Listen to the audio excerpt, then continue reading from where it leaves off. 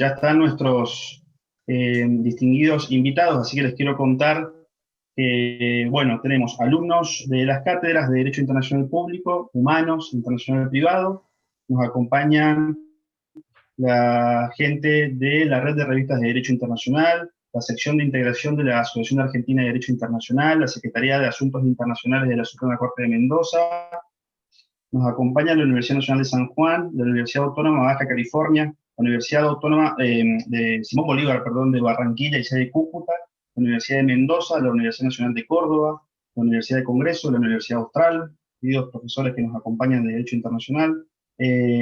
Nos acompañan alumnos de universidades y personas que están cursando el curso de litigio internacional que organiza la facultad, de España, México, Bolivia, Argentina, Colombia, Uruguay y Brasil, y prestigiosos juristas españoles de universidades de Murcia, de Sevilla, de Madrid, de Valencia, de Málaga. Estamos verdaderamente honrados de que nuestra Universidad Nacional de Cuyo, nuestras aulas vacías presencialmente, pero rebosantes en lo virtual, estemos todos aquí presentes y le agradecemos profundamente al doctor Ramiro Brotons por su presencia, al doctor Carlos Espósito por hacernos las gestiones para poder escucharlo. Y bueno, ya han entrado una buena cantidad de personas, así que si les parece, en honor de la puntualidad, le damos la palabra a la vicedecana de la Facultad de Derecho de la Universidad Nacional de Cuyo para que inaugure esta hermosa reunión. Gracias.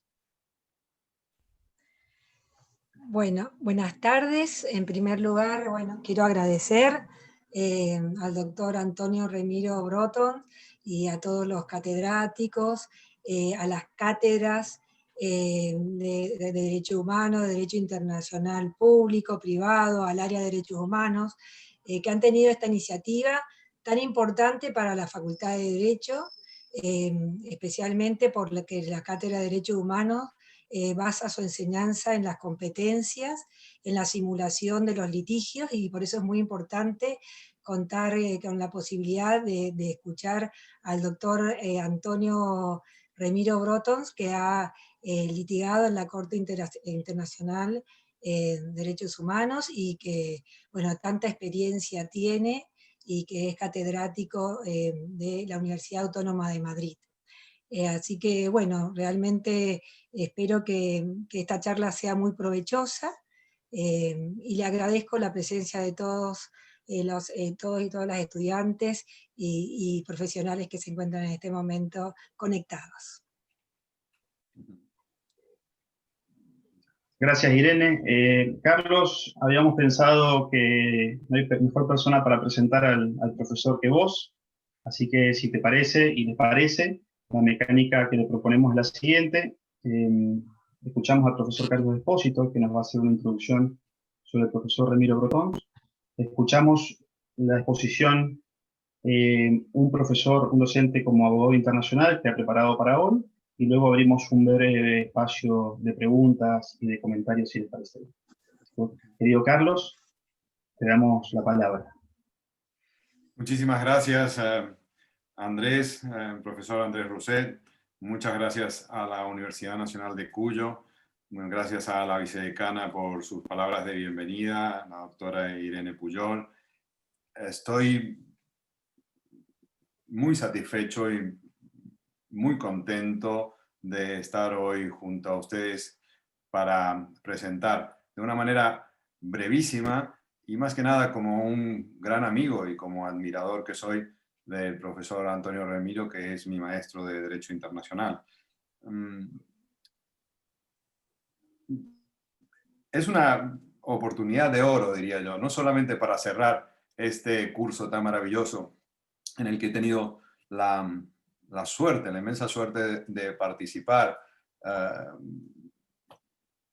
por invitación del profesor Andrés Rousset y también de la profesora Cintia Ballardí con una conferencia hace ya varios meses, que seguramente ha sido un éxito y magnífico para todos los estudiantes. Pero decía que es una oportunidad de oro cerrarlo con una conferencia del profesor Antonio Remiro Brotons.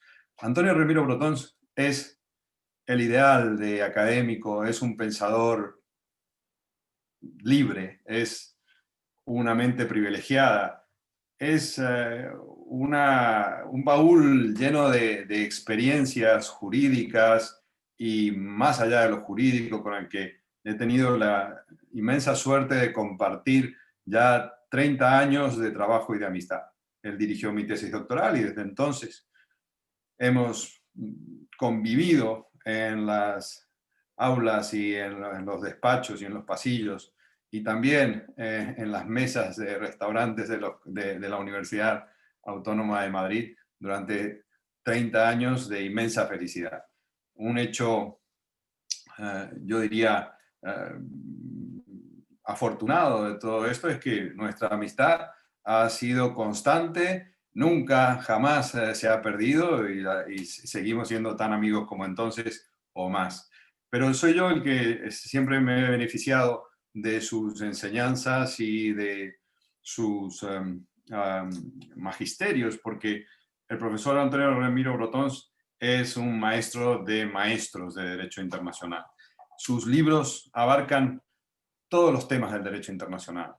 Su manual de derecho internacional, que ahora estamos poniendo al día nuevamente junto a un grupo de discípulos suyos, es un libro, yo diría, no solo para estudiantes de derecho internacional, sino que también está dirigido a los colegas, ¿no? Está dirigido a los estudiosos de derecho internacional, a los jueces, a los abogados, a los operadores jurídicos, y también tiene un gran guiño a toda la práctica y normativa latinoamericana, con lo cual esta conexión es importante aquí para la Universidad Nacional de Cuyo. Les decía que ese libro es un libro maravilloso, pero no solo eso, si ustedes ven, por ejemplo, en su bibliografía de decenas de libros, hay obras maestras. Su libro de Derecho de los Tratados fue el primer libro de Derecho de Tratados que se escribió, y yo creo que sigue siendo el libro más importante de Derecho de los Tratados que se ha escrito en español. Pueden ustedes mismos ver en Internet la gran cantidad de trabajos del profesor Remiro, a los que ahora se une también una obra no jurídica, porque el profesor Remiro, mientras otros estábamos preocupándonos y trabajando contra nosotros mismos durante la cuarentena, en la pandemia, escribió un libro de ficción que se llama Cuando el tiempo apremia. ¿Se dan cuenta de la genialidad del profesor Antonio Remiro en este tipo de hechos? Cuando todos estamos ahí nadando contracorriente, él nada contracorriente y a la vez con la otra mano, con la izquierda o la derecha, escribe un libro, esta vez de ficción, que acaba de publicar y que se puede comprar, creo, incluso por estas plataformas que ahora están a disposición de todos. Yo aún no lo he leído, pero tengo muchas ganas de leerlos. Por lo tanto, bueno, esta es una dimensión académica, pero el profesor Remiro, y como les va a contar a ustedes, desde hace muchísimos años, cuando comenzó su trayectoria en la práctica de Derecho Internacional, representando a Nicaragua, ha hecho una carrera como abogado de Derecho Internacional, una carrera prestigiosísima, siempre comprometida y siempre ligada, y esta es algo que nos va a contar seguramente hoy, siempre ligada a una tremenda honestidad académica. Y esto es algo que me gustaría destacar. Antonio Remiro ha sido abogado de muchos estados, pero lo ha sido con una calidad académica y con un compromiso académico que considero excepcional. En este sentido, vuelvo a repetir, somos muy afortunados hoy, y la Universidad Nacional de Cuyo en particular, por tener al profesor Remiro, catedrático emérito de Derecho Internacional de la Universidad Autónoma de Madrid, hoy en día, para que nos hable de su experiencia como un profesor abogado, o de su experiencia como abogado académico, si esto puede existir como tal. Yo le agradezco muchísimo que haya aceptado nuestra invitación y también estoy muy, muy contento y muy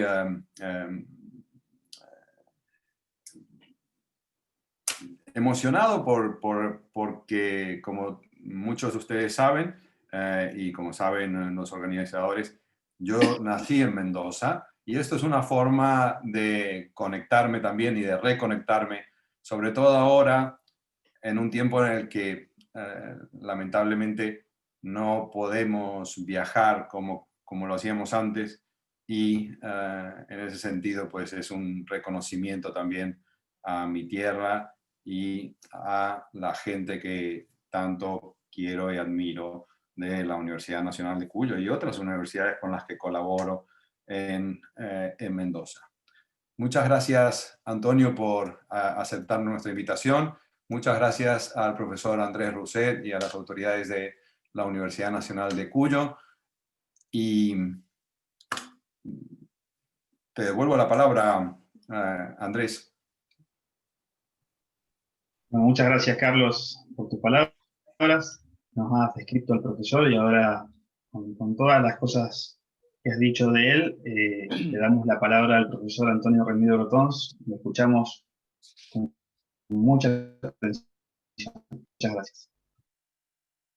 Muy bien, muchas gracias por la invitación a ofrecer esta charla en este curso que se desarrolla en la Universidad de Cuyo. Yo no conozco Mendoza, sino por referencias, las dos muy buenas. Una, la del profesor Carlos Espósito, que ya ha afirmado su condición de mendocino y me ha hablado muchas veces de Mendoza en términos muy militantes.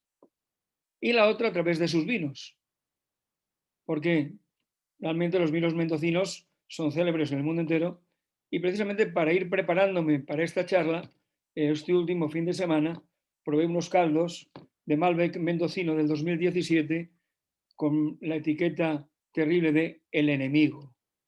No sé si conocerán ustedes ese vino, ¿no? Pero se lo recomiendo.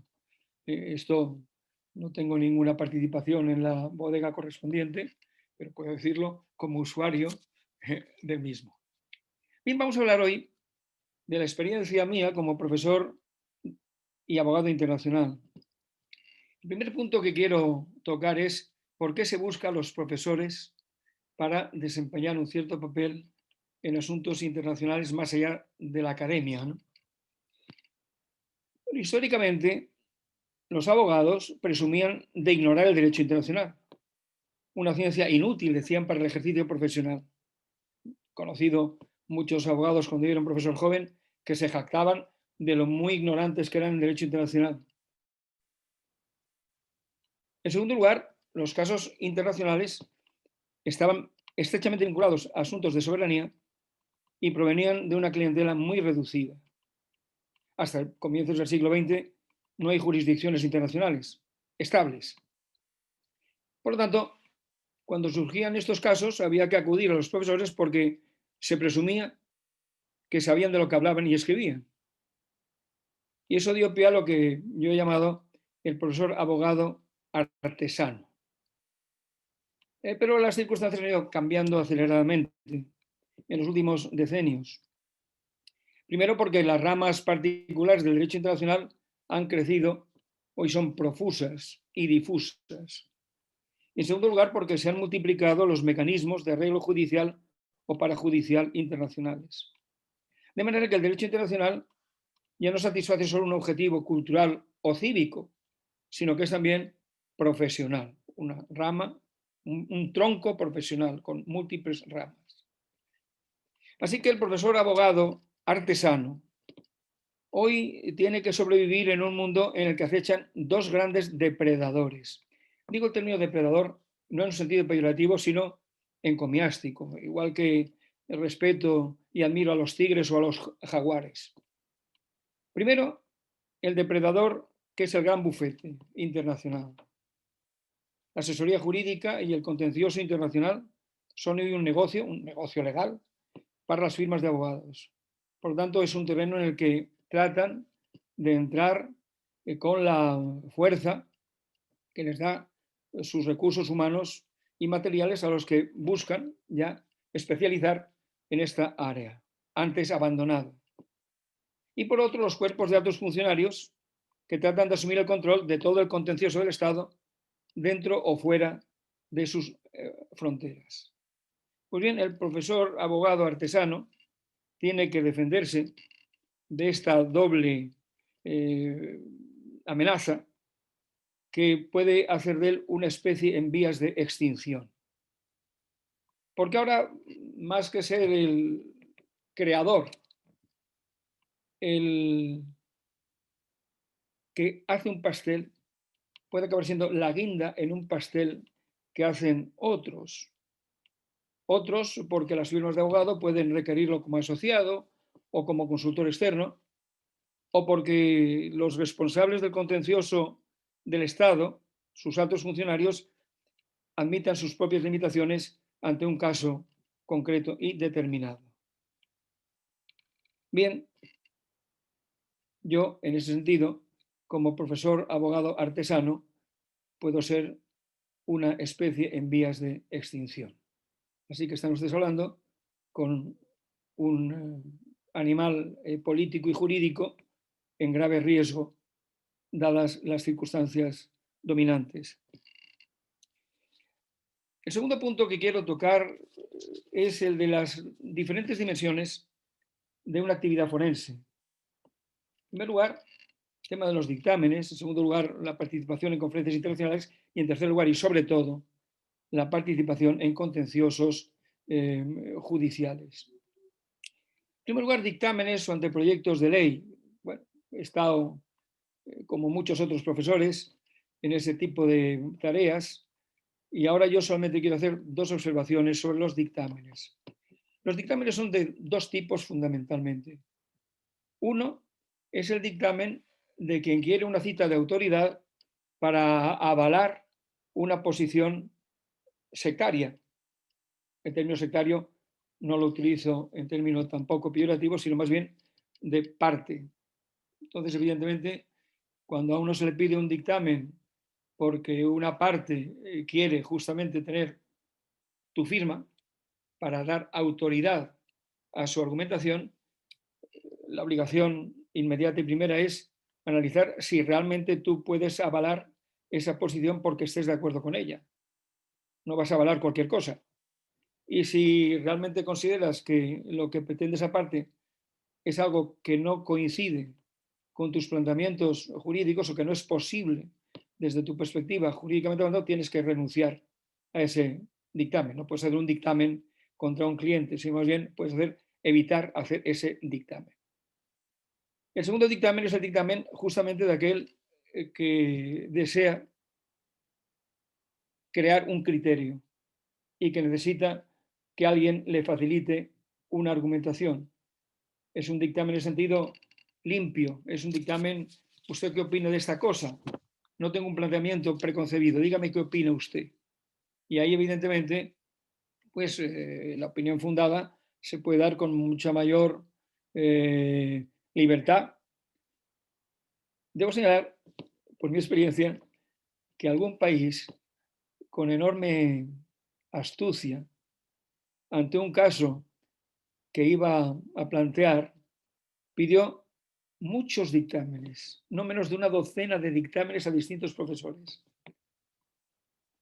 Con eso puede hacerse una idea cabal de dónde podía llegar y qué objetivos podía realizar, pero también, de paso, neutralizó a aquellos profesores a los que pidió un dictamen y no contrató como abogados, porque la otra parte ya no pudo acudir a ellos por un conflicto de intereses. Por lo tanto, a veces pedir decenas de dictámenes puede ser bueno para impedir que la parte adversaria pueda contar con los apoyos forenses que pudieran estar a su disposición en el mercado. En cuanto a las negociaciones diplomáticas y conferencias internacionales, aquí yo creo que es una experiencia que no solamente profesores ya, digamos, con cierta veteranía, sino jóvenes profesores pueden haber experimentado porque se han especializado por su tesis doctoral o por algún trabajo monográfico en una determinada materia, y en países con recursos humanos limitados a nivel diplomático, pues puede ser bueno para ambas partes el que esa persona, como experto, participe en esa negociación o en esa conferencia, y lo hará de mil amores, ¿no? A veces el problema está en que el experto identifique que los representantes del ministerio correspondiente no les importa tanto el contenido de lo que se acuerde, sino llegar a un acuerdo, sea cual sea su contenido. Y en ese sentido, el papel del experto puede ser un papel incómodo, porque puede verse obligado a aguar la fiesta cuando los gobernantes quieren un acuerdo con tal país. Es lo que quiero sacar en los medios. Lo que diga el acuerdo, bueno, realmente no me importa excesivamente. Bueno, esa es la observación que quería hacer. Y vamos al trabajo forense ante jurisdicciones internacionales. En primer lugar, ya he mencionado que hay una gran multiplicación de jurisdicciones.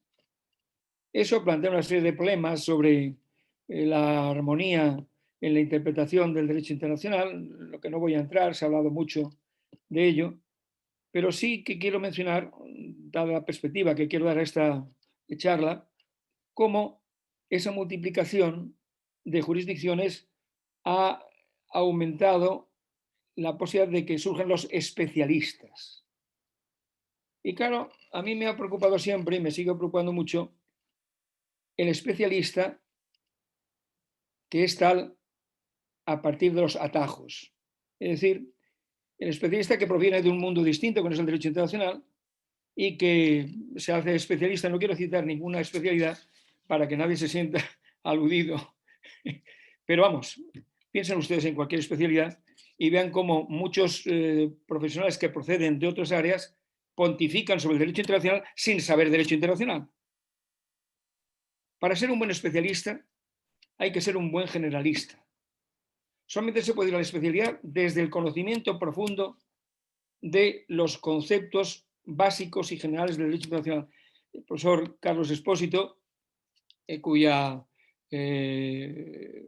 papel en que yo esté hoy hablando aquí ha sido fundamental, habla de la doctrina del 3+1. Son los elementos básicos y fundamentales que un internacionalista debe conocer. Y a partir de ahí puede hacerse especialista. Pero que debe ser especialista y pontificar sobre derecho internacional, sin saber derecho internacional, es uno de los riesgos que hoy se percibe y se advierte claramente cuando uno analiza el papel de ciertos especialistas en materias que interesan al derecho, a ese derecho internacional tan profundo y tan difuso hoy en ramas a partir de ese tronco común. Pero que evidentemente la corte en la que yo he trabajado como abogado y consejero de varios países es la Corte Internacional de Justicia, y es aquella sobre la que puedo dar pues una información y una opinión más fundada. Estamos ante un mercado desregulado con una demanda profesional limitada. Por eso, ser abogado y consejero ante la Corte es algo excepcional para un profesor. La mayoría de los profesores no accede a esa condición, con independencia de sus múltiples virtudes y cualidades. En los últimos 10 años se han cerrado en la Corte 27 casos contenciosos y actualmente están pendientes de solución 15 casos. Con esto quiero significar que evidentemente es un número reducido de clientes en un mercado, como decía, desregulado, porque, por cierto, no se exige exhibir ningún título de derecho para poder ser consejero y abogado, entre comillas, de un Estado ante la Corte Internacional de Justicia. Se presume que naturalmente los clientes, los Estados, ya tomarán su propia cuenta para verificar que sus abogados son realmente tales, ¿no? Todo abogado es consejero, pero no todo consejero es abogado. Y ahora simplemente dejo apuntada ahí una línea en la que no me puedo detener, y es que a veces se trata de presentar como consejero a expertos, a peritos, que no son abogados, porque al consejero no se le puede interrogar, pero al perito sí.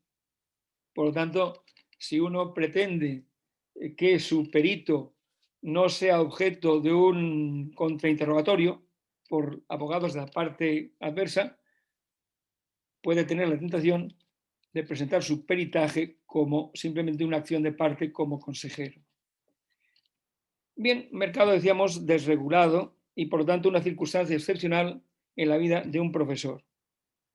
¿Cuáles son los canales por que un profesor accede a la condición de abogado consejero? Mencionaré algunos de ellos. En primer lugar, podemos decir la competencia reconocida. Evidentemente, el prestigio que un profesor pueda tener como generalista y eventualmente como un generalista con una especialidad luego determinada en el objeto propio de un litigio. En segundo lugar, la experiencia previa. Evidentemente, a veces lo más difícil es entrar en un primer caso. Ese primer caso puede ser tu tumba si eres un melón, o puede ser el caso que te permita acceder a otros casos porque hayas tenido la oportunidad de debutar ante la corte y por lo tanto crear esa experiencia que se requiere a menudo. Luego las relaciones personales. No me refiero a las relaciones puramente académicas, sino también a las relaciones de carácter social o antiguos alumnos que han devenido diplomáticos o políticos en un país X y que se acuerdan de su profesor y creen que era bueno, les gustaba y recurren a él. O relaciones de carácter social, de otro tipo que no tengan que ver con esa relación personal previamente en los cursos o en las facultades. Alumnos de doctorado en particular, puede ser muy frecuente que ese tipo de relación se produzca. Luego, las referencias. A veces una cancillería pues tiene una relación estrecha con la cancillería de otro país que ha tenido un caso ante la corte o que tiene un caso ante la corte y le pregunta, oye, ¿a quién os podrías recomendar? ¿Quién es vuestro abogado? ¿Quiénes son vuestros abogados? Porque suele ser un equipo, no un abogado solo. ¿Quiénes son vuestros abogados? Entonces, pues mira, fulanito me gusta o este no, este tiene mal carácter, este lleva cuidado porque es muy brillante pero muy egocéntrico. Es decir, que todo eso funciona como referencia. Luego está la asistencia técnica. Hay algunos países, antiguas potencias coloniales, que entre sus criaturas nacidas en el vientre de otros continentes, pues piden una ayuda y entonces le ofrecen un abogado. La asistencia técnica. En el caso de Nicaragua hay un abogado hoy muy prestigioso, prestigiosísimo, buen amigo, cuyo primer caso nace justamente de una oferta de estas características. Y el último punto es la autopromoción. Los tíos, perdón por la expresión, porque no es muy académica, ¿verdad? El término incluye gentes de ambos sexos, ¿verdad? En adelante, cuando yo diga esto, pues se debe entender que no hago acepción de sexos, ¿verdad? Para no repetirme, pero aquellos que están con el teléfono en mano y se dejan ver.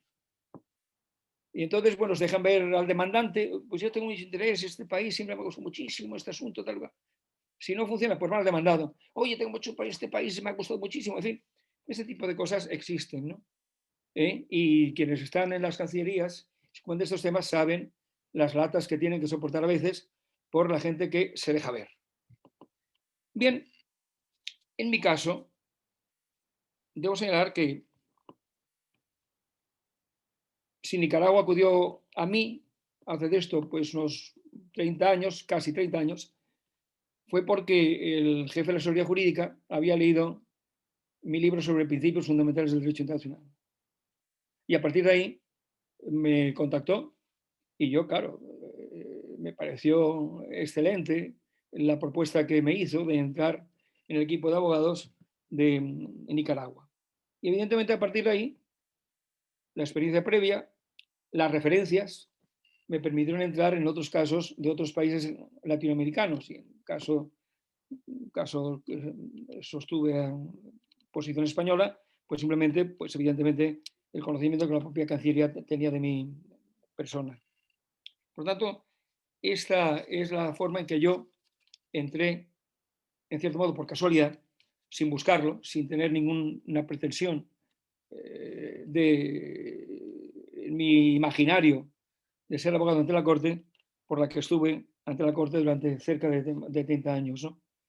Y si he estado en la Corte ese tiempo, en una serie de casos, yo creo que el profesor Cohen y yo somos los abogados de lengua materna española que más veces hemos intervenido ante la Corte, ¿no? Como abogados y consejeros. Pues bien, yo en particular lo he hecho porque muchos países latinoamericanos han ido a la Corte en estos años.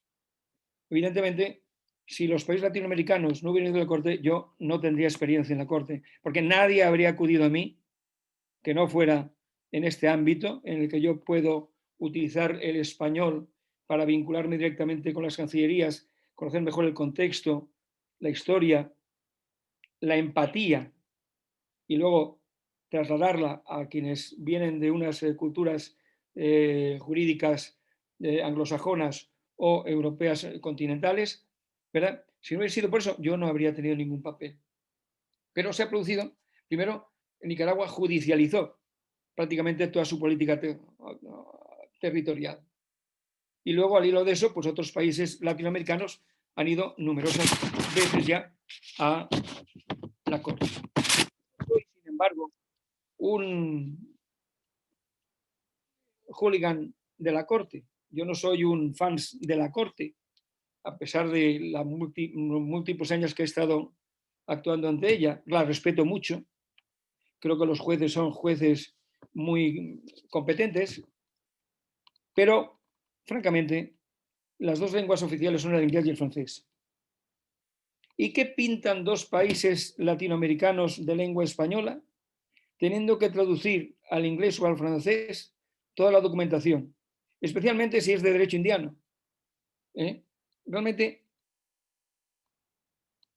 aquí debo hacer varias observaciones. Primero, la observación de que el español perdió la gran oportunidad cuando se crea la Corte Internacional de Justicia sobre la herencia de la Corte Permanente de Justicia Internacional de la Sociedad de las Naciones. ¿Por qué? En el año 46, el 40% de los miembros de Naciones Unidas era latinoamericano.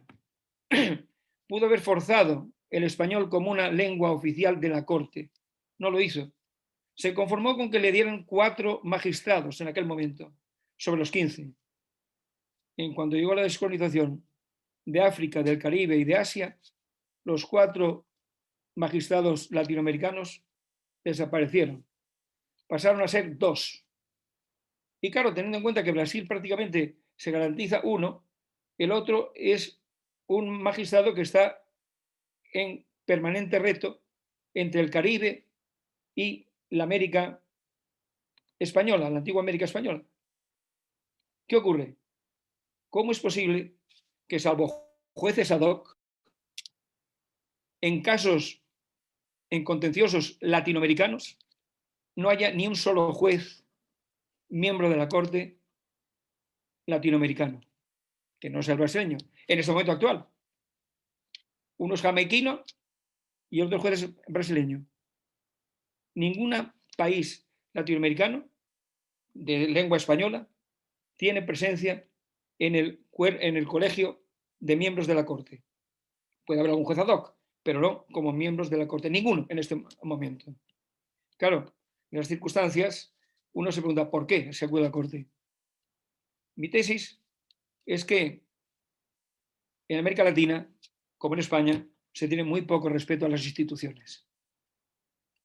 La gente desconfía de sus compatriotas y de los compatriotas de los países vecinos. Cree que nuestro nivel de corrupción es mayor que el que pueda producirse en jueces simplemente porque están a mucha distancia de nosotros. Y por tanto, esa misma idea de que en algún momento ha estado presente de que una corte americana, interamericana de justicia no ha fracasado y no ha seguido adelante precisamente por esa desconfianza que los países latinoamericanos tienen hacia sí mismos.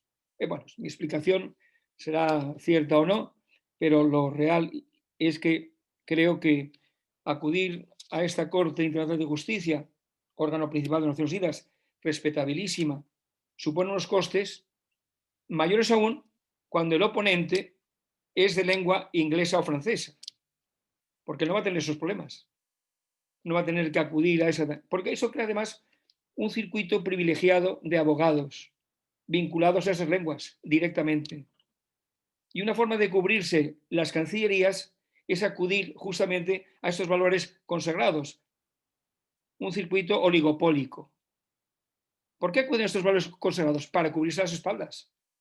Porque si se pierde podrán decir, acudimos a los mejores son los más caros. Acudimos a los mejores, a los que más presencia tienen en la Corte. Por tanto, claro, nunca invierten, digamos, no ya en promesas, sino en profesores que ya están en plena madurez, pero que aún no tienen esa experiencia ni ese pedigrí, porque pensarán, si contrato a este y pierdo, me van a echar encima todos los perros de la política, ¿no? Por lo tanto, es un elemento que conviene tener en cuenta. Un punto interesante es la idea, ¿se puede trabajar contra tu propio Estado? Pues sí, se puede trabajar. Lo que ocurre es que si a alguien le ofrecen trabajar contra su Estado, tiene que analizar el tema en cuestión de costes en imagen y en expectativas futuras. Por lo tanto, tiene que tener eso muy en cuenta. Pero hay casos como el de Abraham Chase, que fue consejero asesor jurídico del Departamento de Estado en la época del presidente Kennedy y fue uno de los abogados de Nicaragua contra Estados Unidos. Dicho sea en su honor, porque en efecto él hizo prevalecer. Es decir, Chase consideró que el auténtico honor de Estados Unidos estaba en condenar a un gobierno que infringía todos los principios fundamentales del derecho internacional en Nicaragua. Ese era el honor de su país que él quería defender y profesionalmente lo hizo así, con los costes que internamente pudieran tener. Yo, por hipótesis, podría decir, si cuando la antigua Yugoslavia, Serbia, por entendernos ahora, demandó a una serie de países de la OTAN que lo estaban bombardeando, entre ellos España, pues si España me hubiera pedido que la defendiera frente a esa demanda en términos de jurisdicción, habría defendido España, porque era manifiesta la falta de jurisdicción de la Corte en ese punto. Pero si la Corte, por hipótesis, se hubiera declarado competente sobre ese asunto, no hubiera defendido España. Si Serbia me hubiera pedido trabajar como abogado para Serbia, hubiera trabajado como abogado para Serbia, porque aquella acción me parecía una acción criminal por parte de los países miembros de la Alianza Atlántica, España incluida. Bueno, en mi hipótesis no se llegó a dar. Ahora puede pensarse que estoy hablando así en teoría de salón, pero bueno, es lo que pensé entonces y sigo pensando ahora. Hablaré ahora del agente y los equipos de abogados. El agente es un personaje fundamental. Tener un buen agente es tener un auténtico tesoro.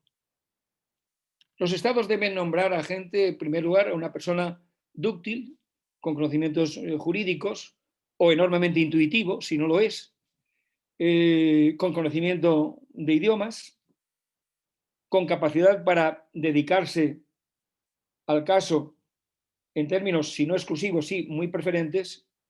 El ideal es incluso que el agente sea nombrado embajador del país correspondiente para la relación bilateral con Países Bajos y que resida, por lo tanto, en La Haya.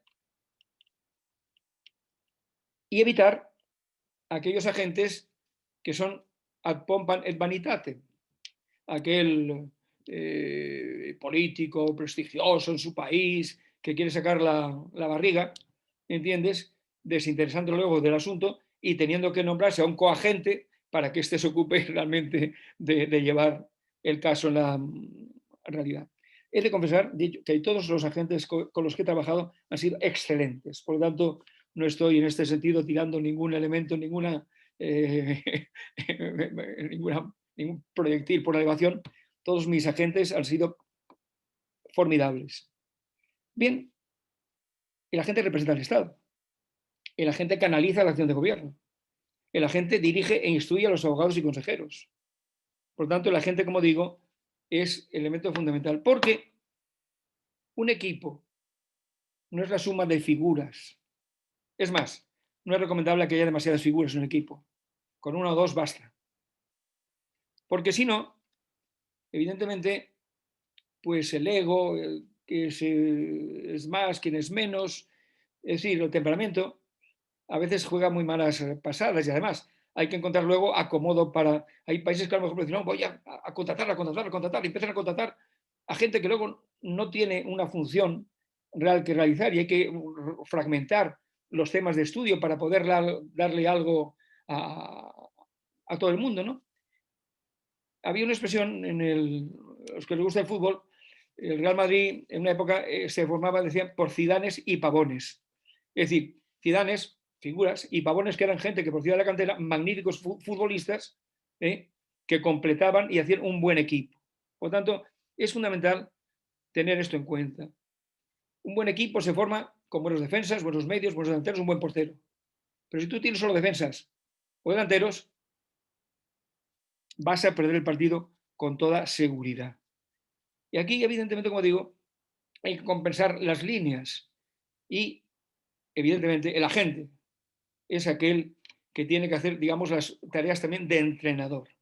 El país tiene que tener, es deseable, una base documental importante, es posible si tiene una oficina dedicada exclusivamente al caso o los casos que tenga abiertos ante la Corte y un presupuesto propio, es lo mejor que puede hacer. Porque la otra alternativa, que yo desaconsejo, es muy cómoda, pero me parece una dejación de responsabilidad política importante, es externalizar ese papel. Es decir, hay muchos bufetes que hoy ofrecen un contencioso llave en mano. Ellos se ocupan de todo. Pero claro, se ocupan de buscar los abogados que están ya en su seno, sus consultores externos, secretarias. Entonces, el país en cuestión,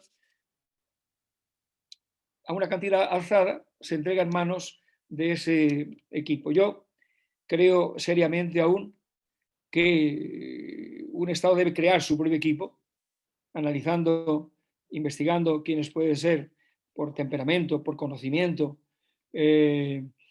por combinación de lenguas, ese equipo, y debe actuar en consecuencia muy profesionalmente.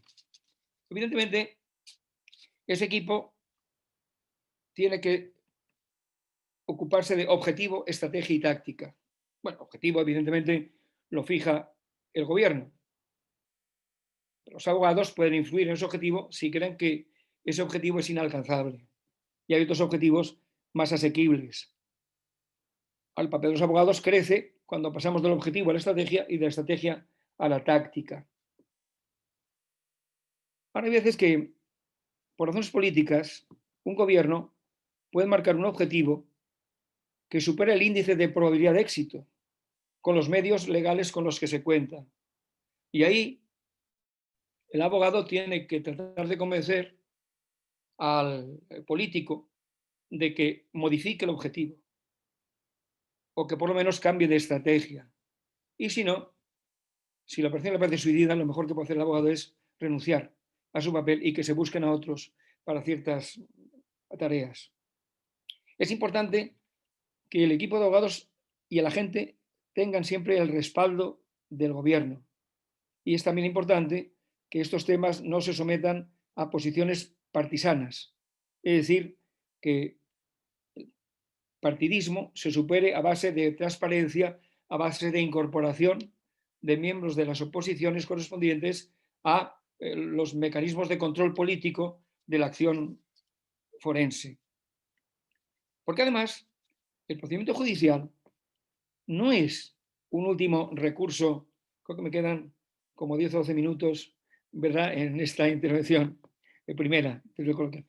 El procedimiento judicial no es un último recurso, no es el recurso que surge cuando se han quemado todas las naves y hay que ir a muerte con él. El procedimiento judicial se puede establecer en el momento muy anterior, precisamente para incentivar el deseo de negociar. Por tanto, plantear una demanda puede ser un mecanismo justamente para provocar una negociación a la que un Estado se resiste. Como, por ejemplo, Nauru consiguió que Australia negociara la reparación de vida por la forma en que había explotado de una forma insostenible los recursos de la isla, convertida prácticamente en un agujero. Pues justamente demandando ante la Corte. Y una vez que Australia trató de combatir la jurisdicción y perdió la jurisdicción y tuvo que ir al fondo, como sabía que lo tenía perdido, negoció. O sea que la negociación es siempre una actividad diplomática que puede ir en paralelo al procedimiento de carácter judicial. ¿Y eso requiere qué? Requiere continencia en la expresión. No se puede ir a los medios continuamente para demonizar al adversario. Al contrario, se tiene que utilizar una terminología, una expresión que busque justamente engrasar las posibilidades de acuerdo y de relación. Y en esto los abogados insistimos siempre y no siempre con éxito, dicho sea de paso. El procedimiento plantea luego cuestiones muy interesantes en las que evidentemente en una charla de estas características no puede entrar, pero son temas de jurisdicción, admisibilidad de la demanda y fondo del asunto. Evidentemente, el planteamiento de las excepciones de jurisdicción es un elemento de estrategia fundamental, porque uno puede plantear una excepción a la jurisdicción a bote pronto, a las primeras de cambio, si no va a comparecer.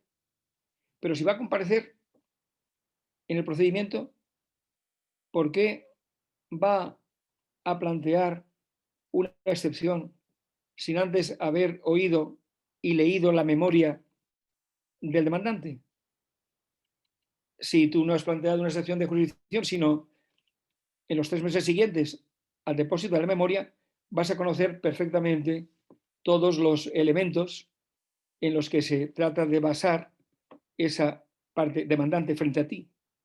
Pero si planteas antes de conocer la memoria excepciones, pidiendo que se abra una fase preliminar sobre ese punto, normalmente tú vas a tener que ser el primero en actuar.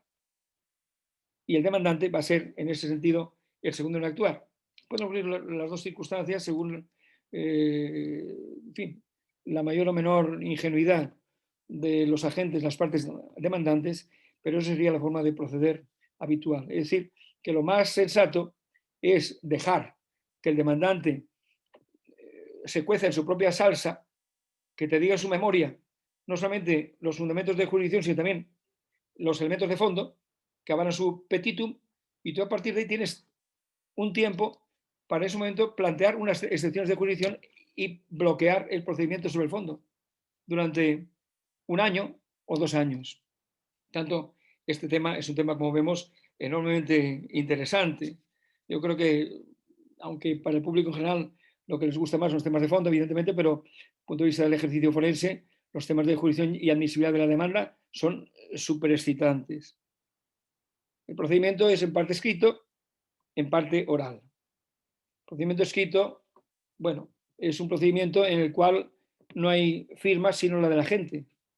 Por lo tanto, el trabajo del abogado pasa desapercibido como un trabajo de autor, porque puede tener un encargo, hay múltiples reuniones, hay trincas, hay críticas de unos a otros, es decir, se desenvainan las dagas sarracenas para, en fin, es un trabajo muy creativo y muy, a veces no diré sangriento, porque somos toda gente muy, muy educada, pero digamos donde para tener la mejor memoria, la mejor contramemoria, la mejor réplica, la mejor dúplica, pues hay que actuar con absoluta libertad frente al no puedes estar con juegos florales. Entonces así se llega al procedimiento escrito. Pero claro, llega el procedimiento oral, la fase oral, y ahí es donde ahí es una cocina de autor. Porque ahí ya basta ver las minutas de las audiencias, las actas de las audiencias orales, una vez que ahí se citan los abogados que van a intervenir, que intervienen, con nombres y apellidos. Evidentemente, todo lo que diga un abogado en audiencia oral ha sido supervisado o ha debido ser supervisado por la gente. Ningún abogado puede hablar por libre. Todo tiene que contar con la autorización de la gente. Pero ya es una firma de autor. El temperamento, la retórica, la capacidad teatral o histriónica del abogado, ahí surge en toda su dimensión y con cierta pompa, porque todos van vestidos como requeriría la aparición ante los Cortes Supremas de los países respectivos, y es un poco, digamos, no diría un baile de disfraces, porque no podemos llamar disfraces a estas vestimentas, pero en fin, salvo los gringos, dicho sea con todo cariño, que van de media etiqueta porque no tienen historia, pero evidentemente franceses, españoles, italianos y ingleses van cada uno pues con esas formas tan decimonónicas, si se quiere, con que se planteaba la actuación ante las Supremas Cortes de los distintos países. Hay puntos ganadores, puntos perdedores y puntos en stand-by, es decir, puntos en disputa. Evidentemente, los puntos de los que suelen los abogados tratar de evadirse son los puntos perdedores. Todos sabemos a priori qué puntos vamos a ganar, qué puntos vamos a perder y cuáles son los puntos en los que tenemos que batirnos el cobre. Son los más atractivos, evidentemente, dialécticamente. Y el punto que más satisfacción te produce cuando lo ganas es el punto que podías haber perdido. Mientras que en el punto perdedor, ¿por qué hay puntos perdedores? Pues porque exigencias constitucionales en un país, opinión pública, tradición, requiere defender posiciones que el abogado ya le dice a su cliente, esto no se puede ganar, pero se tiene que sostener en corte. Entonces los abogados que asumen o que asumimos a veces este papel, lo hacemos primero por sentido profesional, segundo porque entendemos que se entenderá muy bien que a un mal toro se le hace una faena de aliño y esa faena merece la pena ser considerada. El punto ganador es un punto, digamos, fácil, que bueno, puede premiar al abogado que no quiere complicarse demasiado la vida. Y es el agente el que determina quién habla de cada qué cosa y el tiempo que le dedica a esa cosa. Y ahí, evidentemente, sí que puedo señalar que se producen normalmente las situaciones más tensas, a veces, entre abogados que quieren más tiempo para su punto, etcétera, etcétera, etcétera. O sea, un tema de mucha sociología, evidentemente. La veteranía, la audacia, la ascendencia que se tenga con la gente son elementos que están ahí. Evidentemente, el orden de intervención es importante porque cuando uno es demandante interviene en primer lugar. Entonces quiere decir que la primera ronda la tiene muy preparada, la lleva de casa. El demandado va a tener solo 48 horas, en su caso, para preparar la respuesta a esos alegatos orales del demandante. Normalmente va a llevarlo preparado de casa, pero claro, teniendo que suponer que es aquello que le va a plantear el demandante. Porque si le plantea otras cosas va a tener que, digamos, aprovechar esas horas para adaptarse a esa circunstancia. El segundo turno ya es el segundo turno en el que se tiene que echar el resto. Es un turno enormemente intenso porque se tiene muy poco tiempo, demandante y demandado, para prepararlo, y ahí pues uno, la verdad es que esa noche no duermes sin necesidad de ningún tipo de elemento estimulante. La propia tensión del momento te hace creativo, resistente, activo. Y el demandado cierra el debate. Entonces, claro, cuando uno es abogado demandante siempre piensa, a ver, ¿qué se va a guardar estos tipos en la cama por ahora que ya no puedo responder? Meterme la cruzada en el último momento. No pueden ser argumentos nuevos, pero sí ironías, sí formas de decir las cosas, sí elementos sangrantes a los que tú no puedes decir. Por tanto, el abogado, dicho sea con cierto sentido amical que estamos hablando ahora, el abogado de una parte demandante, en ese segundo turno en el que ya no puede replicar para nada, puede hacer dos cosas.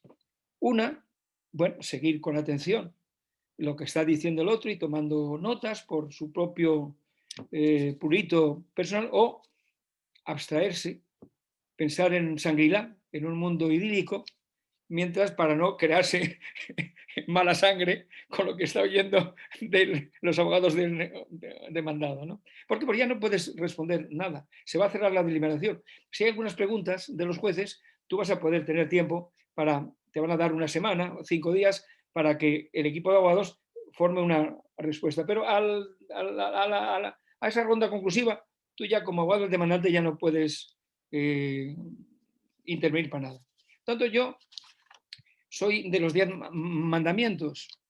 Me gusta, ya hice un decálogo en relación con la identificación de acuerdos no vinculantes y acuerdos vinculantes, por cierto, un tema del que acaba de ocuparse el Comité Jurídico Interamericano en los últimos tiempos, he hecho un informe sobre ese particular. Pero entonces yo hice un decálogo sobre este tipo de cuestión, que tuvo cierto predicamento, por lo menos en España, y ahora he hecho un decálogo de los mandamientos que debe respetar cualquier abogado de parte en un caso ante la Corte. Primero, no demorarse en lo obvio, porque no hay que decir cosas de más innecesarias. Ya se conocen, están ahí, y hay que ser económico, en el sentido, la Corte recomienda economía en lo escrito y economía en lo oral. Segundo mandamiento, evitar calificaciones que restan voluntades de jueces que ya te has ganado por otra vía. Bueno, esto es una puro run, ¿no? Uno cree que por lo que han escrito los jueces, por lo que han sus opiniones, puedes ganar a un juez, y entonces, pero hay otro tema en el cual puedes enajenarte su voluntad, y mejor evitar esas calificaciones o ejemplos o cosas que le puedan sentar mal a ese juez, presuntamente. Tercero, no agotar un argumento a las primeras de cambio. Por tanto, el argumento tiene que quedar ahí, sembrado, pero no pretendes sembrar, regar y cosechar al mismo tiempo. Tú siembra, pero utiliza todas las fases del procedimiento que te permiten para que, porque has sembrado, podrás cosechar, podrás regar y podrás cosechar. Cuarto, evitar argumentaciones alternativas. Eso que, bueno, mi opinión es esta, pero también podría ser esta otra. No. Error, grave error. Tú tienes una posición y la argumentas y crees en ella a pies juntillas. Y nadie te mueve a decir, ¿sabes que es una argumentación alternativa? Por supuesto, pero esa que la descubra el juez. Porque si no, el juez creerá que no tienes firmeza en tu argumentación, que dudas, y tu posición principal va a verse inmediatamente desarbolada porque hay una alternativa. Quinto mandamiento, no anticipar respuestas a planteamientos que solo se presumen, aunque cabe anticiparse a las críticas. Bueno, aquí hay que ser muy sutil. Evidentemente, si uno va y quiere decir, como va a decir la otra parte, yo opino, o sea, no respondas argumentos a priori, antes de que... Pero sé sutil, sin mencionar lo que crees que va a decir la otra parte, combate lo que dice la otra parte en términos positivos, en términos asertivos. Sexto, examinar los precedentes de la Corte. Unas veces porque te convienen y otras veces porque no te convienen. Y si no te convienen, tienes que rebatirlos. No, este precedente sí, pero es que en mi caso es distinto. Este precedente sí, porque me gusta. Y en mi caso es igual. Es decir, hay que conocer muy bien los precedentes de la Corte. Séptimo mandamiento, huir de argumentos contraproducentes. ¿Con esto qué quiere decir? Puede ser que tengas una costa amplísima en una parte de tu territorio y una costa angosta con islas de un vecino en otro. Bueno, evidentemente el discurso que puedes utilizar para una te perjudica en la otra. Por tanto, hay que huir de argumentos que puedan producir este efecto corrosivo sobre tus propios intereses y objetivos. Octavo mandamiento, evitar la falsedad y la tergiversación. Es muy fácil descubrir la falsedad, la manipulación del argumento del adversario, y yo creo que es de buen abogado justamente ser en este sentido muy correcto, decir cosas que son verdad, que tú crees que son verdad, pero no tratando de modificar lo que ha dicho. Por ejemplo, a veces se busca mucho las contradicciones. Una de las cosas que más le gusta a los abogados en sus primeros momentos como abogados de la corte es ver cómo el otro profesor de la otra parte, a ver qué ha escrito y ver si lo que dice en el procedimiento escrito y luego en lo oral se contradice con lo que él escribió en la revista de tal sitio, página 293. Ah, usted dijo ahí otra cosa. Eso, francamente, es algo que en el plano forense carece de efecto. Porque todo el mundo sabe que uno es profesor y es abogado. Y por tanto, nadie va a rasgarse las vestiduras. Ah, dijo esa cosa y ahora dice otra cosa. No. Evidentemente, es preferible que un abogado defienda casos en los cuales sus ideas doctrinales estén de acuerdo con el caso que están defendiendo, pero tampoco hay que, digamos, tratar de buscar a como dé lugar ese tipo de contradicción en el prójimo. Noveno, que los hechos hablen por sí mismos. Es que cuando tú tienes un hecho y el hecho va a misa, no tienes por qué empezar a utilizar adjetivos campanudos. Yo, cuando oigo a un adversario empezar, es intolerable, absolutamente inaceptable, incomprensible, cuando veo que va acumulando adjetivos, digo, acá el adjetivo, digo, veo que se está hundiendo más. Este no tiene argumento de ningún tipo, se basa en un dogmatismo, en una afirmación de una retórica vacua, porque no tiene argumento. El hecho es el argumento. El hecho es el que tiene que ponerse por delante de todo. Y por último, guardar las formas. Bueno, guardar las formas, acepto la ironía, me encanta la ironía, pero no la mala educación. No, hay una línea a veces muy tenue entre la ironía y la descalificación, la mala educación, la grosería. Bueno, pues si no sabes manejar esa línea, no seas irónico, porque no eres irónico, es un don que da Dios, no es una cosa que se entrene. Por lo tanto, limítate a ser un abogado correcto y serio, pero no sabes gambetear, pues ¿qué se va a hacer? Haz un tipo de pase más sencillito.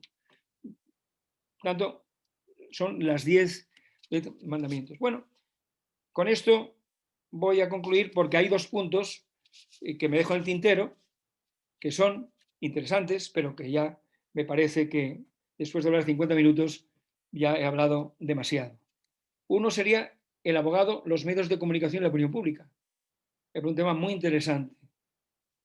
Y el último punto, en qué medida la actividad académica y la actividad forense pueden y deben compaginarse. En qué medida el método del profesor es un método muy distinto al del abogado. El profesor tiene todo el tiempo del mundo por delante, no valora económicamente su tiempo, no tiene parte de una premisa hipotética, pero está dispuesto a llegar a conclusiones que contradigan sus premisas, trata de agotar las fuentes, especialmente las primarias. El abogado no. El abogado hace de la conclusión su premisa. O sea, el abogado parte de una conclusión, que es su premisa, y lo pone todo al servicio de la premisa. De manera que toda bibliografía que le perjudique, pues si puede, digamos, quemarla, la quema y el tiempo además es oro, porque está sometido a una serie de plazos. Por tanto, el planteamiento es distinto. Evidentemente, el análisis académico no debe ser contaminado por el análisis forense. Yo, personalmente, nunca he escrito sobre casos en los que he estado implicado, casos vivos. Cuando el caso se ha cerrado, sí que creo que no solamente es la oportunidad, sino también la obligación, en cierto modo, del profesor hablar del caso que ya está cerrado, emitir su opinión. Pero mientras el caso está abierto, uno no debe, porque puede parecer que está tratando de, y bueno, y se lo hace a través de discípulos suyos. Por algunos pueden hacer eso. Oye, ¿por qué hablas de este tipo? Haber sostenido tales tesis. No, eso, no. Transparencia, absoluta en este, y la reputación del profesor. Evidentemente, uno tiene que guardar siempre su reputación, pero eres tú el que dice y responde por ella. No te dejas someter a presiones de terceros. En el mundo hay mucho partisanismo hoy día. Si no estás con los blancos, estás con los azules. Estás con los rojos. No. Eres tú el que, con arreglo a tu propio criterio, determinas qué es lo que quieres defender y cómo lo quieres defender. Porque es tu propia conciencia la que determina tus decisiones. La libertad y la independencia son los elementos fundamentales en el trabajo de un profesor, pero también de un abogado. Bueno, y ahora pasamos a las preguntas, si las hay. Yo Muchas quería gracias, hacer profesor. Perdón. Sí, Sandra. Bueno, en Argentina ha surgido profesor, soy Sandra Casavene, soy la adjunta de la Cátedra de Derechos Humanos. Bueno, mucho gusto y es un lujo haberlo tenido. Ha sido una clase fabulosa realmente, pero le quiero contar que creo que este ejemplo de la libertad y de la conciencia es algo que tenemos que resaltar. Hay muchos alumnos también en esta charla, hay muchos estudiantes de la universidad, con lo cual decir esto, decir que esto tiene que ver con que nuestra obligación como docentes es fomentar el libre pensamiento, ¿no? Entonces, decir esto, o sea, decir que nuestro papel como docentes y decirles a los estudiantes esto, que solamente van a poder convencer si están convencidos y que realmente los profesores tenemos la obligación de dar todas las opiniones para que ellos puedan formar su propio pensamiento para poder tener después esta fortaleza al momento de ejercer la profesión, ¿no? Y mi pregunta era si estaba de acuerdo desde la docencia con esta posición, profesor. Sí, totalmente. Yo, vamos, en lo personal, nunca me afilié a ningún partido político por varios motivos. Uno, porque el partido político no me soportaría a mí y yo no soportaría el partido político. Pero también porque cuando hablaba en mi cátedra, quería que mis alumnos supieran que yo me equivocaba por mi cuenta, que no estaba traspasando consignas de nadie, ni que trataba de catequizar, porque yo no quiero catequizar. Yo no creo en el apostolado desde la cátedra. Yo creo que lo que tenemos que enseñar es justamente que los alumnos aprendan por sí mismos, toman sus decisiones, sus propias opiniones, partisanas o no partisanas, pero que sean ellos. Y nosotros ofrecemos un punto de vista, ofrecemos una información, unas fuentes, pero no somos predicadores, no somos apóstoles de ninguna causa. ¿Por qué? Porque si la libertad de cátedra la exijo a machamartillo, es por eso. Por ejemplo, por eso mismo, cuando en algunos estatutos universitarios se pretende crear una especie de doctrina oficial de esa universidad, aquí no se puede hablar de las armas o no se puede hablar de... No, ¿por qué? O sea, el profesor es el que determinará de lo que quiere hablar y lo que puede hablar. No puede estar sometido a un estatuto reglamentario que han hecho otros para que se ajuste a un espacio de retrato robot que tienes que opinar esto y lo otro. No. Yo seré medioambientalista porque creo en el medio ambiente, porque no es desarrollo sostenible y tal, pero no porque me lo imponga nadie. O sea que soy totalmente opuesto a cualquier tipo de límite reglamentario o estatutario en una universidad para que la libertad de cátedra se vea coartada de una forma u otra, por muy bueno y bondadoso que sea el objetivo que se persigue. Bueno, muchas gracias, profesor. Sí, Diego, le doy la palabra a Diego Viloni, que es el profesor de Derecho Internacional Público de nuestra facultad, y después tengo dos preguntas de dos personas que están escuchando. Profesor, si le parece bien esas intervenciones. Diego. Bueno, muchas gracias siempre. Agradecerte, Andrés, la generosidad tuya de invitarme, agradecer a los profesores que hayan tenido la grandeza de estar con nosotros y bueno, dos o tres cosas importantes, sabiendo que hay muchos alumnos. Yo también soy un animal en extinción, pero yo creo que cuando los animales están en vías de extinción es cuando más hay que cuidarlos, precisamente para que se reproduzcan y para que no mueran, y al contrario, para que se puedan... Así que desde ese lugar, lejos de ser un problema, creo que es un privilegio. No lo digo por mí, sino por ustedes, por supuesto. Y relacionado con eso, y precisamente para ampliar esta extinción, mejor dicho, esta ampliación, y sobre todo más cuando el tiempo apremia, la pregunta sería un poco que nos recuerden esto de, para ser un buen internacionalista, esto de la doctrina del 3+1, y si lo pueden explicar sobre todo por los alumnos. Pues yo creo que lo debe explicar el profesor Expósito, que es el autor de la doctrina, con la que estoy totalmente de acuerdo y sobre la que hablábamos precisamente esta tarde antes de iniciar esta conexión. Carlos, es tu turno.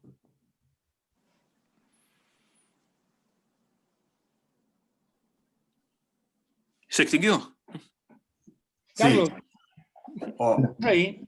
No quiero quitarle ni el protagonismo ni la palabra al profesor Remiro, que es a quienes hemos venido a escuchar. Y por lo tanto, en muy pocas palabras les cuento que yo uso esa teoría sobre todo en mis equipos de juicios de simulación, en el Philip Jessup, Moot Court y en otros equipos. La idea que hay detrás de esto es que para estar bien preparados como abogados, litigantes, se necesita conocer muy bien las fuentes del derecho internacional, los sujetos del derecho internacional y la responsabilidad. Esas serían las tres grandes áreas. Pero además de eso, conjuntamente con eso, por eso el 3+1, uno tiene que tener un muy buen conocimiento del tribunal en el que está litigando. Entonces, por ejemplo, si estamos ante la Corte Interamericana de Derechos Humanos, pues habrá que conocer muy bien tanto las reglas procesales como la jurisprudencia de ese tribunal. Esto sería lo básico para estar bien preparados en un juicio, en este caso pues, con mis alumnos, en los juicios de litigación, pero yo insisto fundamentalmente en esto, y esa regla fue el objeto de mi clase en el módulo de este curso que dirigía mi amiga Cintia Vallardí. Te devuelvo la palabra. Muchas gracias, Carlos. Diego, ¿estás contestada la pregunta? Gracias. Abrazo y agradecido de compartir este momento. Sí. Bueno, muchas gracias. Le damos el micrófono a Ignacio de Casas, que se había anotado para preguntar, profesor de la Universidad Austral. ¿Está? Sí. Un segundo. Acá. Muchas gracias. Ahí no podía iniciar el audio. Muchas gracias, Andrés, a toda la Cátedra de Derechos Humanos por haber organizado este evento. Estoy muy contento con esta conferencia. La verdad que me encantó, muy práctica. Y por eso le agradezco al profesor Antonio Remiro, que además, si en la academia existiera algo como la sucesión apostólica, acabo de descubrir hoy que como Antonio Remiro es maestro de Carlos Expósito y Carlos Expósito fue el director de mi director de tesis, he descubierto una conexión de 4 generaciones. Así que muchísimas gracias por esto. Mi pregunta quizá tiene que ver con el +1 al que se refirió recién Carlos, de conocer al tribunal, y me gustaría, si pudiera ampliar el profesor sobre este conocimiento que hay que tener del tribunal. ¿Cómo considera usted que hay que incluir, si es que hay que hacerlo, incluir la ideología de los jueces, ¿no?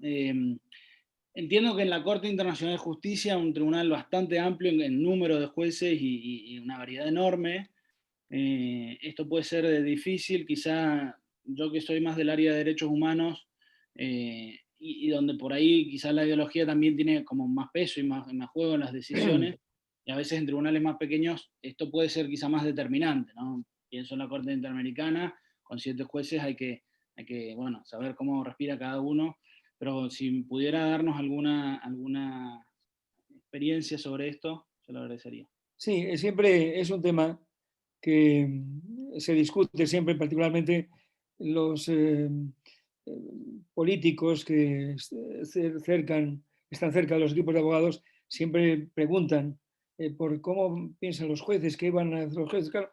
Y evidentemente a los jueces se les puede identificar por las opiniones que han emitido ya en casos anteriores, si han estado en casos anteriores. Si no han estado y son del sector académico, pues por lo que han escrito.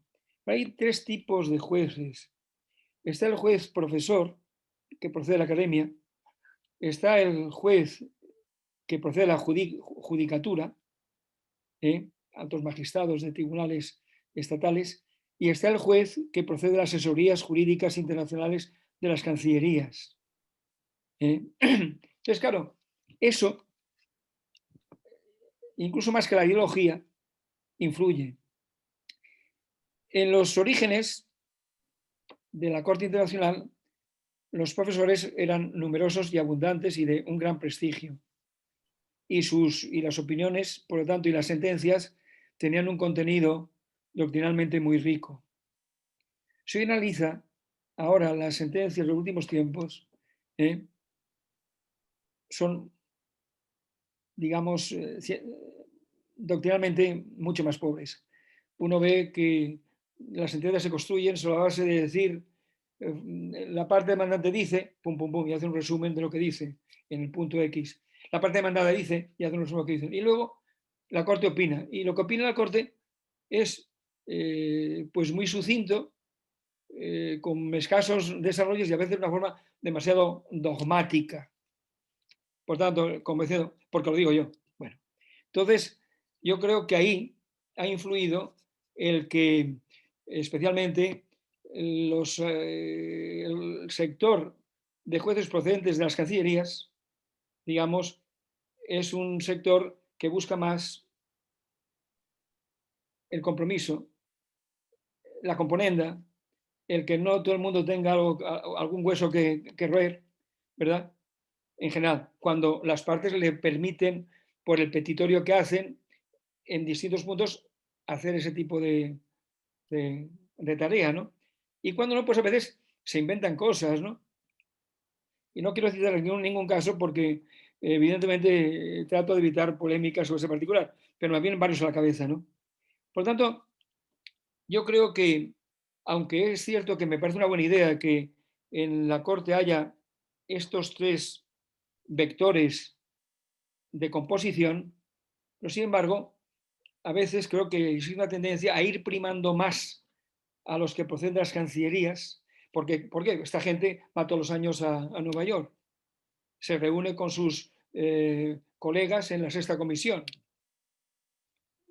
En definitiva, el profesor no va, o va más escasamente.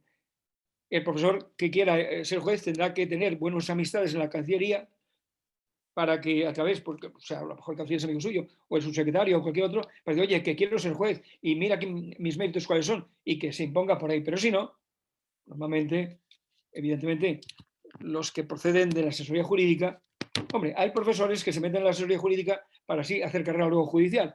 Pero esa es otra cuestión. Pero es obvio que eso imprime un cierto carácter, porque el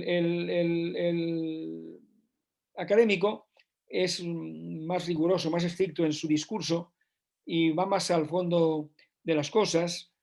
En cambio, el que procede de la asesoría busca más argumentaciones que puedan servir para todo y evita, y a veces no te contesta.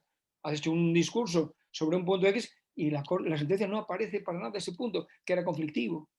O sea que yo creo que la Corte en ese sentido está ahora peor que estuvo en el tiempo pasado, desde el punto de vista para un profesor, o sea, para analizar esta cuestión. Luego, por otra parte, hay un elemento que me parece muy negativo y es la posibilidad de reelección de los jueces. Me parece muy negativo. Me parece que 9 años, o incluso que lo extendan más, a 12 años, a 15, pero que no haya reelección. O que sea hasta vitalicio, como en la Corte Suprema de Estados Unidos, para desgracia hoy de los norteamericanos, dada la composición actual de esa Corte, ¿no? Pero no reelección. ¿Por qué ocurre? Hombre, si uno fuera un sociólogo, podría decir, bueno, ¿qué jueces van a la reelección? ¿Qué jueces acaban su mandato el año próximo? ¿Hay casos en los que potencias interesadas, miembros permanentes del Consejo o miembros del Consejo tengan cargo ante la Corte? Sabemos que sin un apoyo mayoritario del Consejo y de la Asamblea, no se puede conseguir la condición de juez, de miembro de la Corte. Entonces, claro, eso tiende de una forma subliminal a suavizar, a limitar la capacidad, creo yo. Esto es una pura especulación mía. Me pueden salir mañana todos los tipos a decir, este señor, pero como a mí no me importa hablar en los términos que hablo porque me trae sin cuidado, en ese sentido, decir, no estoy pensando que mañana tengo que ir a los jueces. Yo respeto mucho a los jueces, me encantan los jueces de la Corte. Pero está claro que, en cierto modo, cuando tiene que ir a una reelección, pues a lo mejor, en fin, cuando tiene que emitir un voto o una opinión, pues se lo piensa 2 veces, ¿no? Porque conozco el caso de algún juez que no se lo pensó y no fue reelegido. ¿Verdad? ¡Qué casualidad! Se ve que no gustaba. ¿Por qué no fue reelegido? Y otros, es decir, bueno, o sea, ahora acaban de reelegir a 4 de los 5 jueces que se han presentado a la reelección. Todos los jueces que han presentado a la reelección han sido reelegidos. Bien, ya tengo otros 9 años, perfecto. Son 18 en total. Pero yo de lo que discuto es el término de reelección. No debería haber reelección. Hagamos un mandato más amplio, pero sin reelección. Porque así el juez tendría ya la absoluta libertad de actuar sin pensar, es que quiero que me reelijan dentro de X años, ¿no?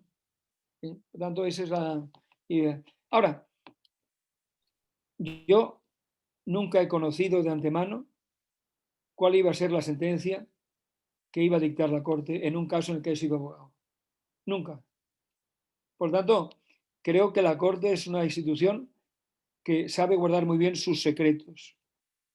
Al menos para los países para los que he trabajado. Hemos ido siempre a la lectura sin saber lo que iba a pasar allí.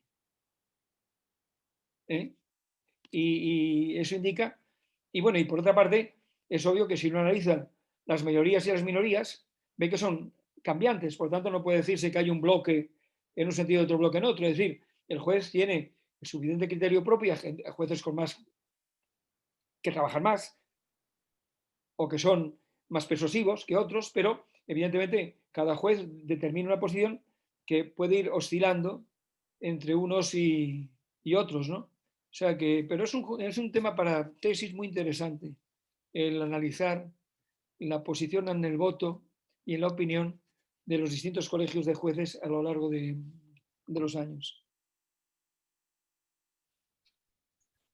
Muchas gracias, profesor. Son las 8:30, ¿no? Ya en Madrid. ¿Me parece bien? Sí, 8:27. Tengo 2 personas anotadas para hacer una consulta. Si usted está bien, ¿le parece bien? Por mí no hay ningún problema. Perfecto, entonces. Alfonso Iglesias y después Eduardo Tagliani. Son quienes tengo anotados. Alfonso Iglesias, aquí lo veo en pantalla. Le damos la palabra.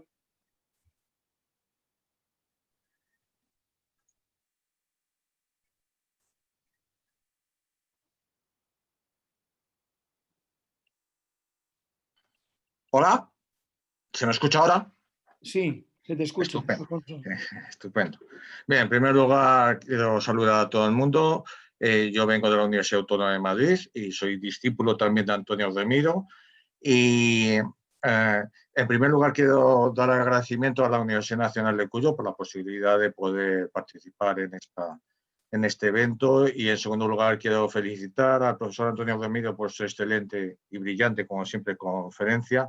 Y también a Carlos Espósito, querido compañero, y a Andrés Rousset por las presentaciones que han realizado y por la feliz iniciativa. Y la pregunta que tengo, bueno, tenía 2 cuestiones, pero voy a cambiarlas un poco. La primera pregunta se refiere precisamente a lo último que había comentado el profesor Antonio Remiro sobre la influencia que podían tener los medios de comunicación y la opinión pública durante los procedimientos judiciales o posteriormente, porque me imagino que eso también influye y me gustaría saber algo sobre ello. Y en segundo lugar, precisamente me he venido al hilo de lo que ha comentado Antonio Remiro sobre que él comprueba que las decisiones de la Corte Internacional de Justicia ahora ya no tienen tantos argumentos de tanto peso jurídico internacional. Y entonces, pensaba, bueno, y eso puede tener alguna consecuencia en el hecho de que en el futuro se tenga menos en cuenta el peso de la jurisprudencia internacional, por ejemplo, en los manuales, en los libros, en la literatura doctrinal, porque sean sentencias más rápidas y con menos enjundia jurídica, y que por eso, y eso influya en que al final se tengan menos en cuenta la jurisprudencia de la Corte en el futuro en la literatura doctrinal, porque sus argumentos son más escasos o de menos enjundia. Esa es la segunda pregunta, nada más.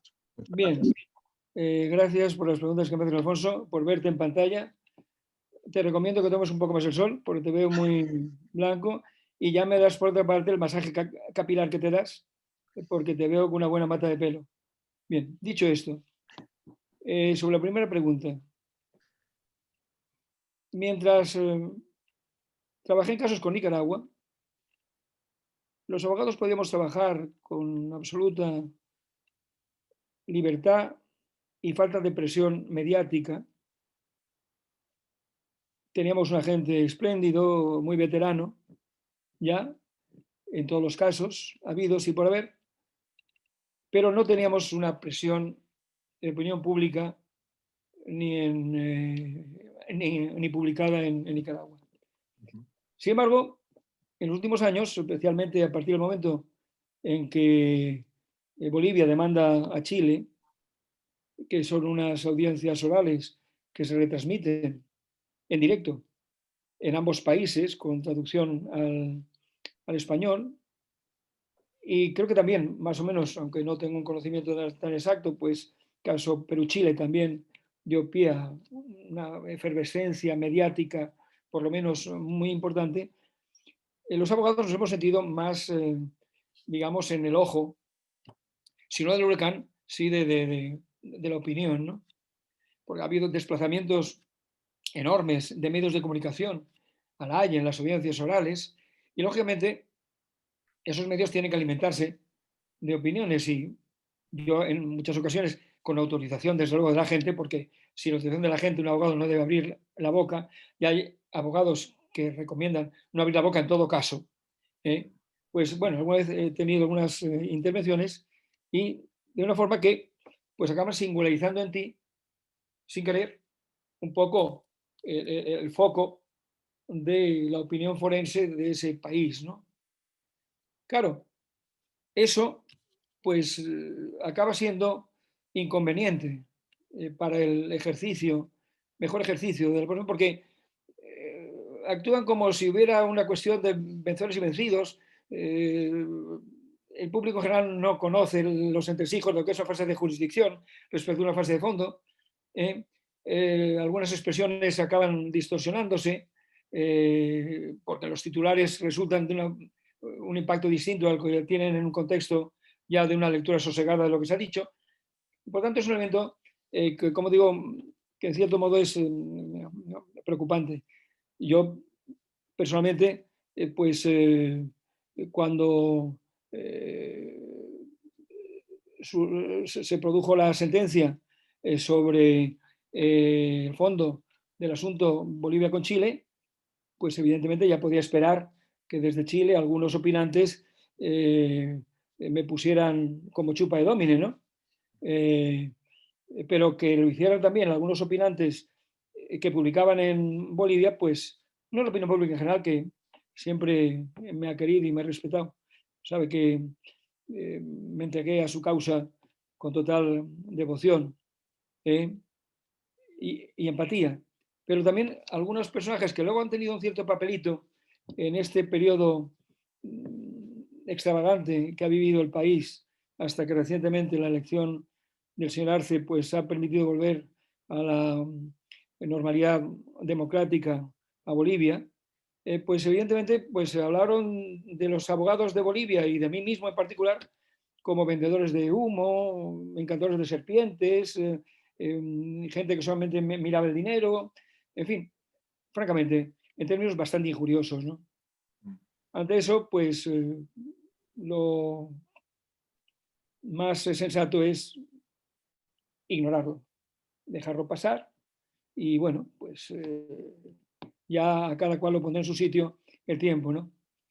En cuanto a la otra cuestión sobre el valor de la jurisprudencia, bueno, hay jueces que pueden pensar que lo importante es hacer jurisprudencia. Y en ese sentido, evidentemente, pues si uno analiza la posición de algún profesor juez en la Corte, verá que ese profesor juez quiere hacer muchísima jurisprudencia. Pero otros jueces, que son los que proceden fundamentalmente del ámbito de las cancillerías, lo que quieren es resolver casos. Resolver casos que puedan ser aceptados por las partes en lo posible de una forma voluntaria.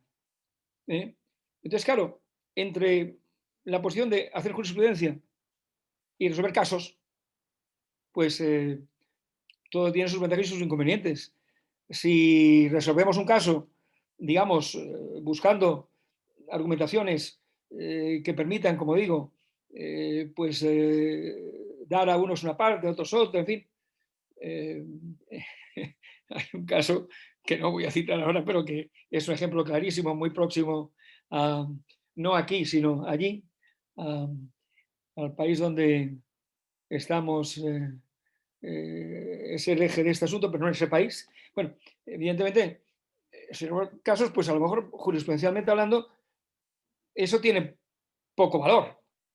Pero a lo mejor un caso que tenga mucho valor jurisprudencial no ha permitido resolver un caso en términos voluntarios. O sea que esa es la cuestión en la que se debaten realmente la Corte, y yo creo que en este momento prevalece más la idea de resolver casos a crear una jurisprudencia sólida y coherente. Y en ese sentido, pues su papel sería más limitado a la hora de elaborar, digamos, pues los grandes textos doctrinales.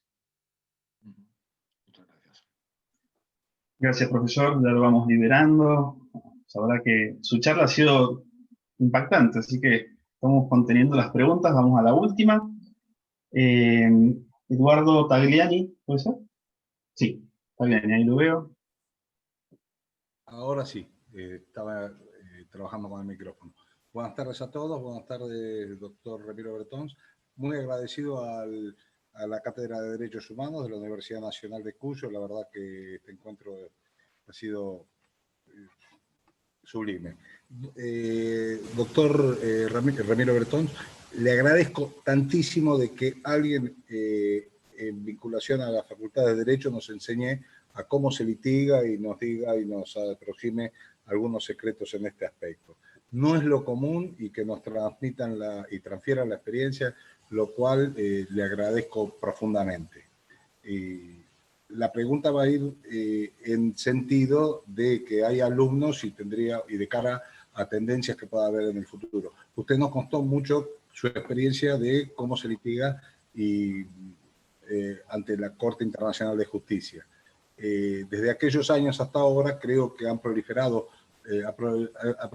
la posibilidad de litigar en el campo internacional en otros tipos de tribunales, y simplemente me gustaría saber, de acuerdo a las tendencias que ya con toda sabiduría nos expuso y que agradecemos, si lo mismo que usted nos indica respecto de la Corte Internacional de Justicia y cómo se litiga y las cuestiones que debemos tener en cuenta, si ello es predicable también para otro tipo de tribunales.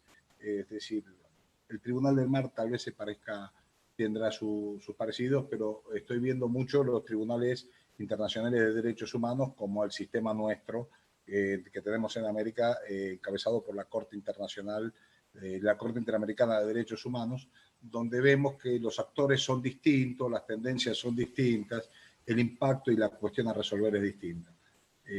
Así que, bueno, tratándose de una cátedra de derechos humanos, tal vez es una idea que nos gustaría saber. Te agradezco desde ya. Bien, yo creo que, en efecto, el Tribunal Internacional de Derecho del Mar es bastante similar en cuanto a su forma de proceder y actuar a la Corte Internacional de Justicia. De hecho, el que era secretario, greffier, del Tribunal Internacional de Derecho del Mar ha pasado a ser greffier de la Corte Internacional de Justicia una vez que se retiró el greffier Philippe Couvreur, persona de la que hay que hablar siempre en términos elogiosísimos, porque aparte de ser hablar un español espléndido, es un hispanófilo en términos, digamos, encomiables, ¿no? Por tanto, en ese sentido, digamos, la similitud de ambos tribunales podría estar ahí. Además, la Corte Internacional de Justicia sigue siendo, a pesar de todo, la corte más importante en temas de derecho del mar. A pesar de que existe un tribunal específico, pero es cierto que muchos estados siguen prefiriendo ir a La Haya a ir a Hamburgo. Es decir, y de hecho, yo creo que eso va a seguir siendo así, con independencia de que el Tribunal de Derecho del Mar es también un tribunal que merece todos mis respetos.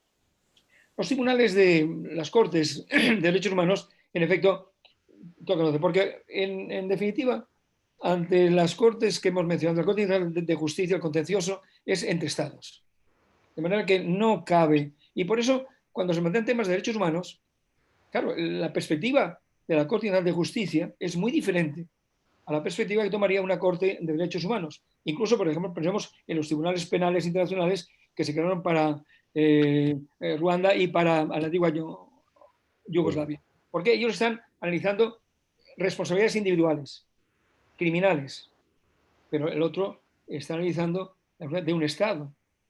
Y bueno, hemos visto cómo al trabajar el genocidio, pues evidentemente la Corte Internacional de Justicia se ha encontrado ante una panorámica distinta a la que el Tribunal Penal de Yugoslavia se manejó. Y ahí vino esa advertencia que me parece interesante y se aplicaría a cualquier tribunal de derechos humanos. La Corte Internacional de Justicia ha venido a decirles, ocúpense ustedes de lo que saben, pero el derecho internacional general, la interpretación de las normas generales me la dejan a mí.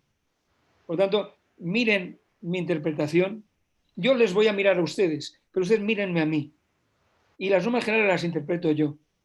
No busquen ustedes interpretaciones más o menos progresivas en función de un objetivo que no es el que yo persigo. Y ahí se puede producir que evidentemente las miradas recíprocas se producen, pero no siempre se seducen. Más bien, al contrario, pueden ser miradas de cierto enojo por parte de unos y de otros. O sea, que creo que sí, que son dos mundos. Pues por eso decía yo antes que en derechos humanos hay que estudiar muy a fondo el derecho internacional. Porque eso a veces, su afán por defender los derechos humanos, adopta, digamos, se olvida de la intendencia necesaria y se lanza hacia un territorio en el que se queda sin logística, ¿verdad?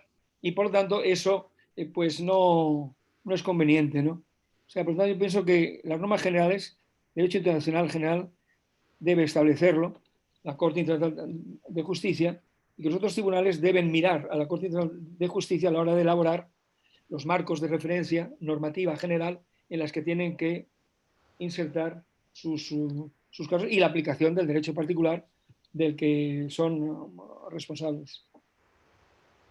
Le agradezco enormemente, doctor. Bueno, muchas gracias, Eduardo, por tu pregunta. Ya llevamos un muy buen tiempo de exposición. De parte de la Cátedra de Derechos Humanos, nuestro más profundo agradecimiento al profesor Antonio Remiro. Yo creo que a partir del año que viene, tanto en la primera clase como en la última, vamos a empezar con el decálogo. Es lo primero que vamos a enseñar. El decálogo que usted nos ha transmitido ha sido inspirador. Gracias al profesor Carlos Espósito por su generosidad. Para quienes están escuchando, es un orgullo para nosotros contar con la amistad del profesor Espósito. Y bueno, a usted, profesor Remiro, nuestro más profundo agradecimiento. Ya habló con usted Diego Bibiloni, está el profesor Roberto Stocco de la Cátedra de Derecho Internacional Privado. Roberto, no sé si quiere saludar al profesor para despedirlo.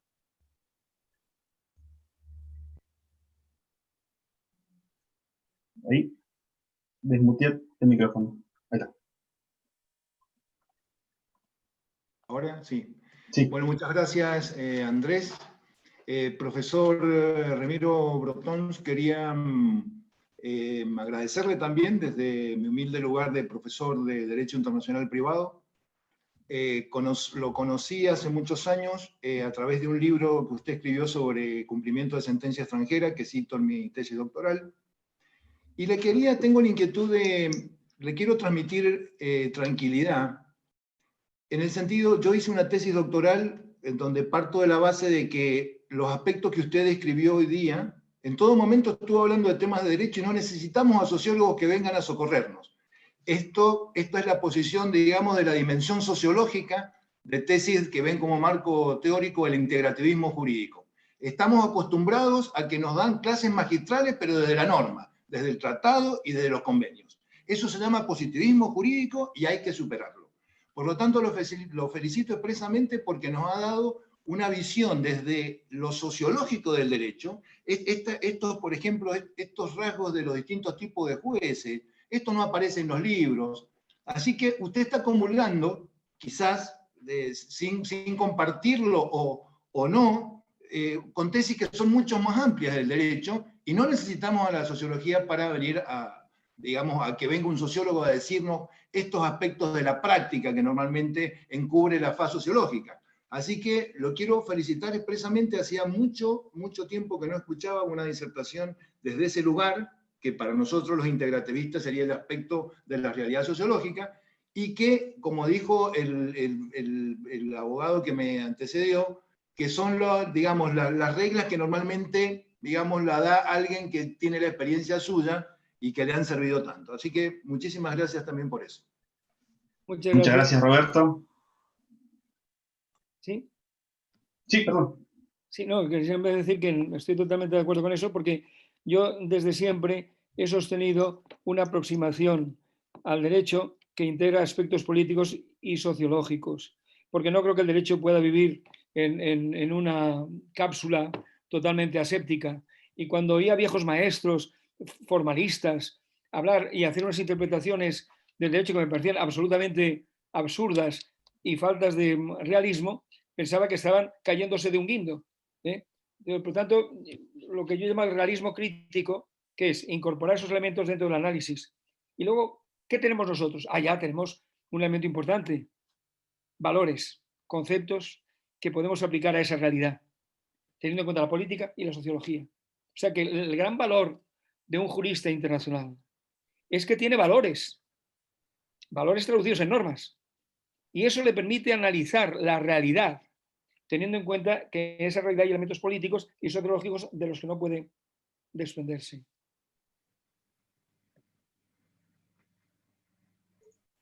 Muchas gracias, profesor. Bueno, 9 menos cuarto, no, 10 menos cuarto, da en Madrid. Acá 5 menos cuarto. El resto del día para pensar todo lo que nos ha dicho. Así que bueno, muchas gracias. La pandemia tiene estas cosas favorables. Alguna tiene que tener. Exactamente. Y hoy ha sido un día maravilloso, así que gracias, profesor. Cuidaos y protegeros. Muchas gracias, igualmente. Gracias, Carlos, por siempre, tu generosidad. Muchas gracias.